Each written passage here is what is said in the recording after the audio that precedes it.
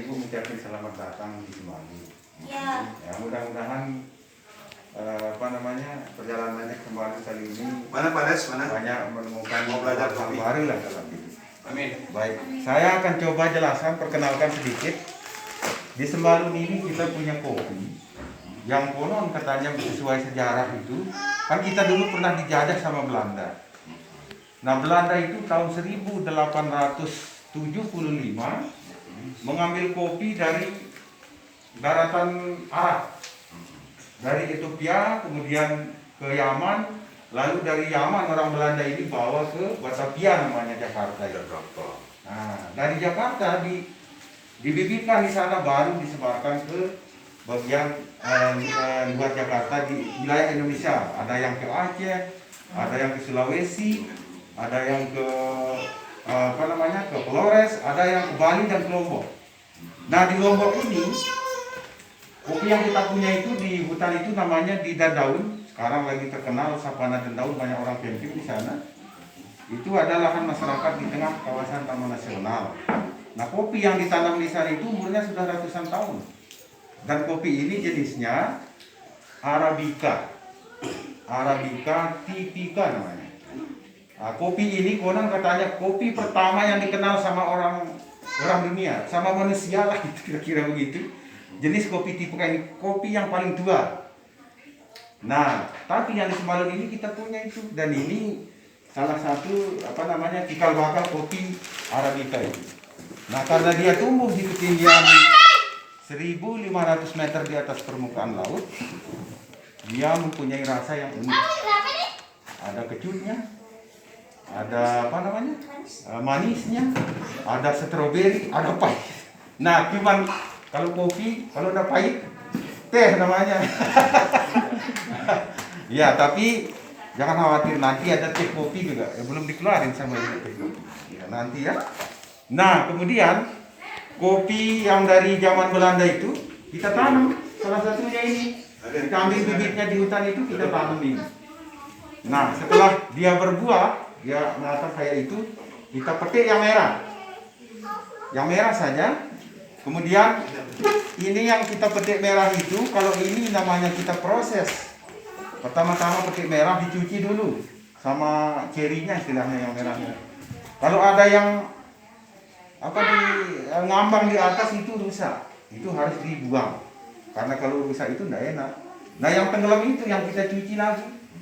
Nah, kalau kita mau bikin proses ini namanya istilah kopinya itu full wash. Jadi kalau bahasa Inggrisnya mungkin saya terjemahkan dicuci, betul-betul dicuci lah, dicuci full gitu. Istilah Indonesia. Nah, caranya setelah kita cuci buahnya itu, kita harus proses kopi itu paling lama 6 jam. Paling lama maksimal sekali itu 12 jam setelah dipetik. Dicuci, kemudian kulitnya yang merah itu dikeluarin, dibuang. Kita ambil ininya saja. Lalu kita cuci lagi, karena kopi ini dia nanti kita lihat setelah dibuang kulitnya itu dia ada lendirnya. Manis itu. Kayak kalau kita makan rambutan, ya mirip-mirip lah, lendir manis. Nah, tapi kalau kita mau bikin proses ini itu harus dibuang. Nah, dia tidak bisa kita cuci dalam satu kali cuci, tidak bisa. Jadi kita rendam satu malam, besok baru kita cuci lagi sampai keset, sampai hilang itu. Nah, baru kita jemur, dan jemurnya pun saya di belakang ada greenhouse kecil. Karena ini kopi yang jenis ini tidak boleh terlalu over panas. Jadi kalau terlalu terik mataharinya dia pecah bijinya. Kalau pecah bijinya kelihatan green bean-nya itu, isi dalamnya itu jelek rasanya. Beda dia dengan yang kita minum tadi. Nah, akhirnya saya buatkan itu supaya sinar ultraviolet itu tidak nembus langsung ke sini. Nah, kira-kira setelah dia kering baru kita proses lebih lanjut untuk menjadi kopi. Oke. Nah, kemudian yang ini namanya honey proses. Nah, kalau ini beda. Kalau ini kita petik merah, kita cuci, kita ambil yang tenggelam itu, baru kita pisahkan kulitnya. Tapi ini tidak dicuci. Setelah pisah kulitnya sama lendirnya kita jemur. Nah, ini Lengket sampai sekarang dia lengket. Oke. Nanti kita buka ini, nanti dicium ya. Pasti beda-beda. Nah kemudian kalau ini yang ini sama ya, yang fully wash. Nah kalau ini natural namanya. Kalau natural ini kita pakai yang merah, kita cuci. Mana yang ngapung itu kita buang, langsung dijemur kalau ini. Ini namanya proses natural. Nah kalau ini pengembangan dari proses yang tadi, ini namanya wine. Ya istilah kerennya itu apa istilahnya? Anggur-anggur itulah. Nah kalau ini difermentasi. Ketika kita petik, kemudian kita cuci, kita angin-anginkan sebentar supaya airnya tidak terlalu banyak di buah ini, baru kita masukkan di kemasan yang kedap udara, yang tertutup, tidak boleh udara masuk. Kalau udara masuk, dia jamuran, kopinya saya masuk. Nah ini kemarin kita fermentasi selama 10 hari, baru langsung dijemur. Nah dalam proses di dalam ada proses namanya anaerob karbonik, itu hanya 3 hari di fermentasi. Nah kalau wine ada proses selama sebulan, itu dalam jarak 10 hari, 5 hari dijemur lagi, masukkan lagi. Setelah cukup 5 bulan baru dijemur langsung sampai. Nah ini dulu proses ini, banyak lagi proses yang lain, tapi ini yang dasar-dasar dulu. Ada pertanyaan? Silakan. Ya, buahnya sama. Iya. Ini buahnya sama, jenis Arabica typica. Nah di Sembalun ini, di sini saya tambahkan lagi di sini ketinggiannya dari permukaan laut 1.200 dari permukaan laut. Kopi ini cocok sekali tumbuh di ketinggian 1.000 dari 1.000 sampai batas kawasan itu 1.600 meter. Kalau bisa lebih itu bagus. Cuman kita tidak boleh nanam di taman nasional kan. Jadi kopi Sembalun ini tumbuh di ketinggian dari 1.000 meter sampai 1.600. Dan permukaan laut. Nah, dan sama, cuman prosesnya beda. Nanti kita petik itu yang merah. Nah, kemudian di ketinggian 1.000 itu ada juga robusta. Nah, kalau robusta ini saya tidak punya robusta.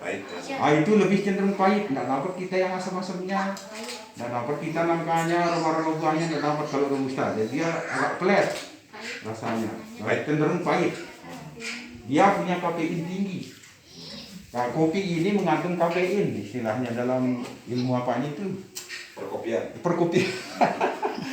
Nah, dalam proses nyeduhnya pun, kalau kita mau menghilangkan kafein, ada proses nyeduhnya, proses gorengnya, sesuai dengan ini tadi. Nah, kalau ini dapat kita aroma fermentasinya, kalau kita memunculkan rasa nangka, kita pilih dulu kopi yang di dekat pohon nangka.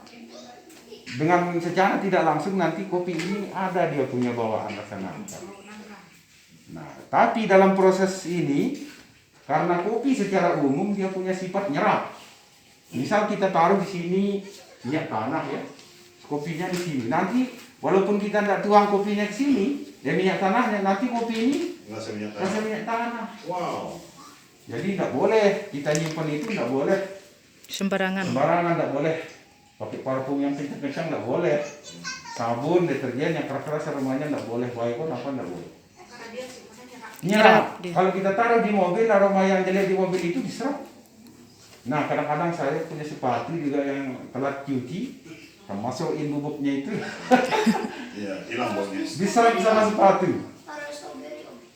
Iya, rasa stroberi. Nah, Strawberry. ada saya lagi belajar proses itu. Iya. Saya bikin not stroberi, tapi prosesnya agak lumayan rumit. Tapi bisa. Kita sedang dalam proses uji coba ini. Nanti kalau berhasil, mau kasih tahu ya. Tapi Udah ada yang kering. dalam proses bisa. Nah, cuma Bisa. yang tadi itu tidak diapa-apain kalau itu. Dia bawa sendiri rasanya dari pohonnya. Nah, kira-kira ada sudah dapat Pertanyaan lagi? Odi. Oh dia ya. Sampai kapan dia bisa tumbuh kopinya? Nah, bagus pertanyaan ini. Kalau kopi yang di Dendaun itu, di sana ya dekat, itu sekitar ratusan tahun umurnya. Dari kalau kita hitung 1875 Pak, sampai sekarang berapa tahun nih jadinya? Lebih 100 ya? 100 lebih lah tahun. Itu masih bagus tadi. Tapi pohonnya segini-gini besarnya, tingginya itu belasan meter. Masih berbuah, Sampai cuma tidak sekarang. produktif. Nah, di dalam ilmu perkopian ini, kita kemarin Om ikut pelatihan itu bagaimana cara membibitkan dulu. Bagaimana nanti di belakang ada pembibitannya, nanti Om kasih tahu. Bagaimana cara membibitkan, cara memilih buah yang bagus untuk bibit. Kemudian setelah kan kita punya yang sudah besar ini, bagaimana cara melihara dia? Ada tekniknya supaya dia bisa berbuah bagus. Nah, jadi kalau yang di Sapana dan Daun itu kopinya tidak diapa-apain, dan tanam tumbuh aja, makanya tinggi sekali. Nah, kalau ini kemarin dia sempat sampai 7 meter ini, tapi kita potong. Terus buahnya banyak ya. Nah, setelah dipotong ternyata ini sudah lebih dari 4 kilo buahnya. Kita dapat, sudah sering kita panen. Ini sisa yang hijau kemarin itu kita biarkan, nanti kalau matang lagi kita ambil. Jadi lama di. Tapi setelah kita bibitkan, dia baru bisa muncul daunnya itu 2 bulan. Tiap hari kita siram cara bibitkannya. Nah, kemudian setelah dia muncul itu, kita tunggu sekitar 20 hari, dia sebulan lah, dia muncul lagi daun. Dan baru. Tapi kita harus siapkan polybag setelah itu. Baru kita angkat. Kalau sudah muncul daun, nanti daunnya bulat, belum dia kayak ini. Kalau sudah muncul yang agak runcing itu, baru kita angkat pindah ke polybag. Nah, kalau akarnya panjang itu kita gunting lagi. Dulu saya kira setelah digunting itu kopinya mati, ternyata enggak. Gunting sebagian, tinggalkan 1 cm atau 1,5 cm, masukin polybag, tumbuh dia dengan bagus. Nah, setelah berumur 6 bulan atau sampai normalnya sih yang bagus itu sampai 1 tahun, baru kita tanam. Tapi nanamnya kita harus siapkan dulu lubang. Lubang yang bagus itu sesuai teori 60 kali 60 lebarnya, dalamnya 60 cm. Itu paling bagus kita gali lubang 3 bulan sebelum nanam. Nah, kalau kita masukkan pupuk kandang, jadi pupuk kandangnya itu sudah berubah menjadi tanah, jadi unsur haranya dia gas-gas yang ada di pupuk kandang itu sudah hilang. Kalau kita langsung nanam masukin pupuk kandang, mati kopinya. Karena gas pupuk kandang itu kuat. Panas nih. Nah, setelah kita nanam, tunggu 2,5 tahun. Baru kita bisa petik buah. Kalau dia selamat. Kalau dia selamat. Tapi di belakang sudah ada yang selamat. Ini emang punya kopi punya Om aja yang serumit ini atau kopi-kopi lain emang prosesnya serumit? Kebetulan kemarin di 2019 akhir kita dilatih sampai 2020 akhir. Kita dilatih dengan cara itu. Ternyata kalau kita mengikuti prosedur yang bagus sesuai dengan teori yang bagus itu, ternyata bagus juga pertumbuhannya. Tapi orang tua kita di sini juga kita pakai ilmunya. Kopi itu walaupun besar, kalau kita mau cabut aja, potong akarnya, tanam lagi, tumbuh dia nanti. Nah, Jadi nggak apa-apa, cabut aja, potong, tanam lagi. tanam tapi musim hujan. Musim Karena hujan. kita tidak, kalau musim panas kadang kita tidak bisa mengontrol suhu. Kalau musim hujan kan agak lembab, hujan lagi itu bagus untuk pertumbuhannya. Saya ada beberapa yang saya tidak menggunakan teori yang diajarkan itu, saya pakai teori orang sini, ternyata bagus juga tumbuh. Ya tapi tidak salah lah kita ikutin teori, karena orang yang ngasih kita teori ini sudah menggunakan penelitian, itu sudah bisa dipertanggungjawabkan hasilnya. Ada pertanyaan lagi? Oh ya, silakan. Kenapa yang putihan warna putih itu kayak kacang? Oh bagus. Ini namanya tadi apa istilahnya tadi? Arabica full wash. Nah, full wash. Kalau bahasa Indonesianya kalau tidak salah yang sudah dicuci 2 kali, minimal 2 kali cuci Sampai bersih. sampai bersih. Nah ini kan beda. Padahal sama ini kopi ini. No, tapi ini namanya honey. Nah kalau ini dicuci berkali-kali, kalau ini tidak perlu dicuci. Dicuci anunya, buahnya, dikupas langsung dijemur. Kalau ini dicuci buahnya, dibersihkan lagi ininya supaya hilang lendir-lendirnya itu. Warnanya akhirnya nanti beda dengan yang ini. Dan Kopinya ini namanya sama. honey, ini namanya full wash. Iya. Iya. Kalau kopi luwak rasanya gimana? Nah. Kopi kan menyerap rasa. Kalau kopi luwak, kalau kopi luwak, Om ada sih sedikit, cuman Om belum bisa proses. Karena itu Luwak. kan butuh orang luwak. Iya. Jadi ada beberapa versi di masyarakat dan Om sendiri masih ragu-ragu untuk proses. Karena itu keluarnya dari kotoran hewan. Rasanya iya, gimana? sini, Om kan kopi kan menyerap rasa. Dia punya katanya orang yang sudah mencoba. Bener dia. Saya punya, tapi saya belum tes rasanya. Hanya cium-cium itu tapi kotoran namanya kan. Nggak enak baunya. Aneh aromanya. Tapi nanti lihat ya, ada. Nah kalau rasa mohon maaf, karena saya belum coba. Karena saya juga ragu-ragu nyoba itu. Soalnya Saya juga tidak kopi yakin luwak itu dia langka. apakah bersih atau enggak. Nah kalau menurut agama yang Islam, ada yang nggak boleh katanya juga. Ustaznya bilang itu, yang namanya tai ya tetap tai katanya. Akhirnya kau Kotoran. mikir untuk itu. Tapi ada sih juga, kalau sudah dicuci bisa. Rasanya. Najisnya hilang. Aduh, pertanyaannya ini. Luar biasa sekali ini. Wah. Ada lagi sebelum kita ke lihat. Oh Iya, iya. iya. Saya Ayo. pernah dibawain sama bibi saya di Jawa Timur tuh Ah. beli kopi. Iya. Katanya udah pokoknya hijau gitulah. Terus langsung Green saya, bean-nya? terus udah gitu langsung saya rebus aja. Direbus? Itu nggak apa-apa, dinikum. Nggak apa-apa. Direbus. Heeh.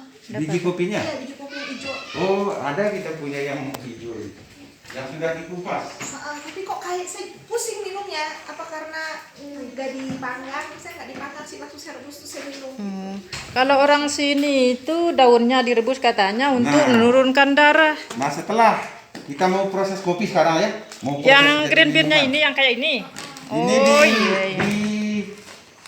ditumbuk atau pakai mesin, diheler untuk ngeluarin ini cangkangnya ini. Kulitnya. Gabahnya. Setelah kita buang ini, kita pakai alat tampil itu.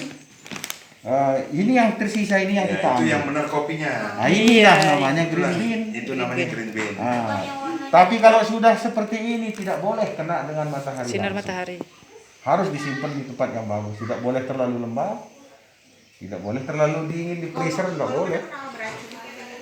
Kalau dia kena sinar matahari langsung, dia punya rasa aroma itu hilang Hilang. karena proses dehidrasi. Nah, Dia jadi treatmentnya itu kayak kayak bayi. ya, jadi ini green bean ini berikutnya kan kita roasting itu. Nah, kalau kita roasting dalam istilah perkopian merosting kopi itu dia kayak popcorn itu ya. Pertama kali krak gitu, langsung kita angkat. Itu namanya light roast, ringan. Nah, kalau krak tunggu semenit atau 2 menit itu medium. Yang kita minum tadi medium. Nah, kemudian lebih dari 3 menit warnanya akan hitam. Itu namanya American Dak. dark coffee. Itu bagus untuk espresso tapi pahitnya minta ampun. Itu yang hitam. Nah, tetapi kita ngambil yang setengah aja, yang medium supaya tidak terlalu pahit, tidak terlalu kecut, dan dia bisa mengikat rasa dan aroma itu lebih lama. Itu yang medium. Nah, itu baru kita minum. Dan minumnya banyak sekali cara untuk minum kopi. Ada yang espresso pakai mesin itu, ada latte, ada cappuccino, ya digambar pakai teknik yang unik-unik itu kan, ada gambar hati, gambar bunga.